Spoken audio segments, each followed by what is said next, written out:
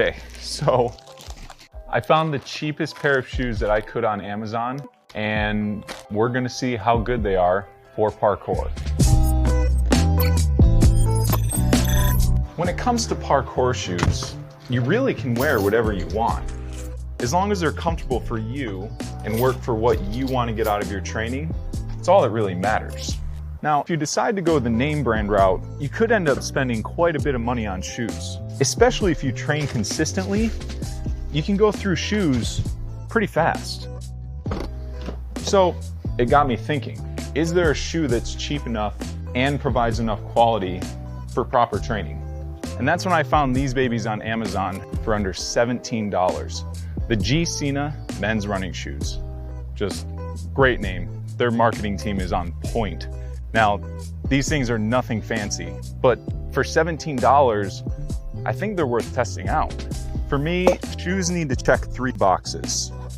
Good grip, good comfort and cushion, and some style.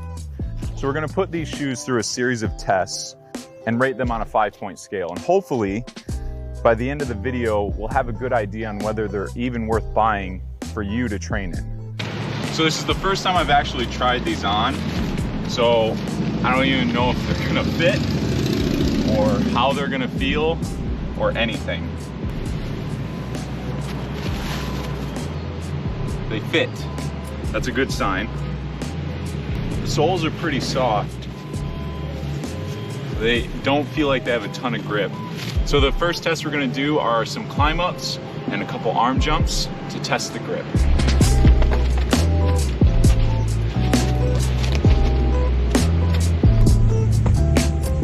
Actually not bad. They didn't slip at all.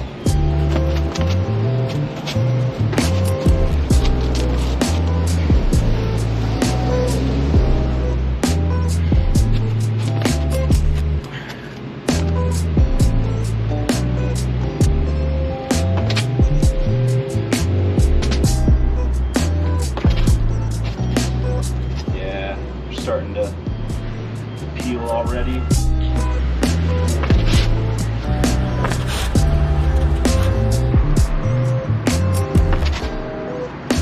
So our first test is out of the way. We did some climb ups and we also did a few arm jumps. And I'll be completely honest with you, these things have some grip that I was not expecting.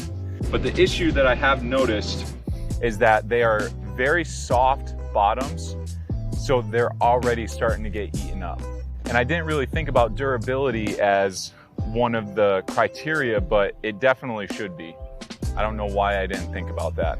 That makes me think that after some proper training, the toes of these shoes are gonna be destroyed. So out of 5, I would probably give these a 3.5. And the only reason I'm really docking them points is because of how much the toes are already getting eaten up.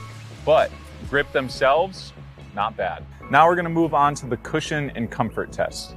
There are a few things that we could do. I'm just gonna do a couple big droppy prees and see how they feel on my feet, and also get a sense of how my feet move in the shoe as I'm doing the moves. You want shoes that don't have a ton of give and play as you're moving in them, so that's one thing I'm gonna be thinking about.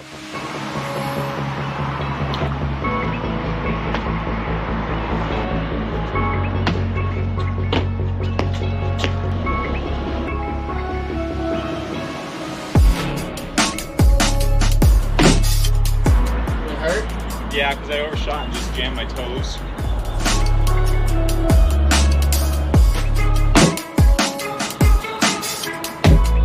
That didn't feel as bad. I braced a little bit better for it at least. They definitely don't absorb as much as I'd like. Let's see if I can get this stick first time. Unlikely, but it's worth the effort.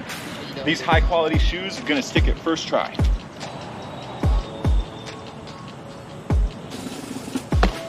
Oh no, it was close. Gotta get the stick though.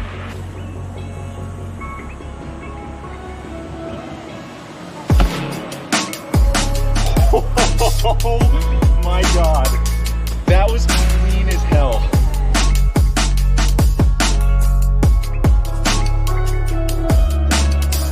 So the comfort and cushion test was a success. At the end of the day, these are cheap shoes, and cushion-wise, it's not the best.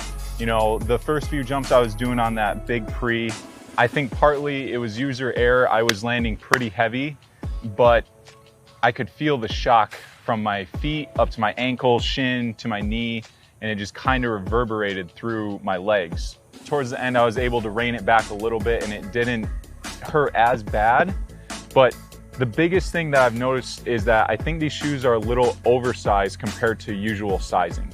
So I got my normal shoe size, and doing those big jumps, my feet are sliding forward into the front of the shoe. So it hurts my toes pretty bad. On this pre right behind you, the big thing is that as you land on it, the foam kind of compresses, and I can feel my toes going around the sides of the shoe a little bit. So again, $17 shoes. They're not the greatest quality, but this pre that I just did, which I actually am very happy with because I got a second time stick and it was a great stick, they get the job done. You know, if you're just starting out and you need a pair of shoes that you just want to move around in, you're not wanting to spend $40, $50, $60 on a pair of shoes, these might be a good option for you. So we're done with this. We're gonna go do a quick little style shoot and see how these babies look on the big screen.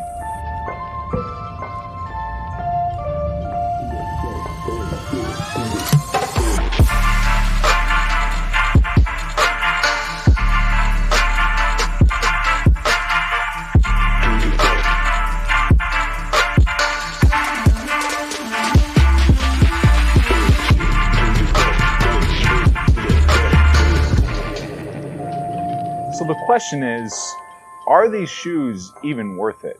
When I was younger, I hated buying shoes because they're so expensive. So if you're a beginner and you're looking to get into the sport and all you've got is 20 bucks to get a pair of shoes, these might be a good option for you. Some of the positives are they actually have decent grip. The cushion is okay. They're pretty comfortable. And style-wise, they're just the classic black and white. You can't really go wrong with that. The downsides are that the sole is very soft. So if you're doing any sort of arm jump, 180 arm jumps, or climb ups, you're gonna eat through the sole of the shoe pretty fast. Now, even though the cushion isn't bad, the insert that's in the shoe is paper thin. So I would recommend upgrading to maybe a Dr. Scholl's insert, and that would take the shoe comfort to the next level.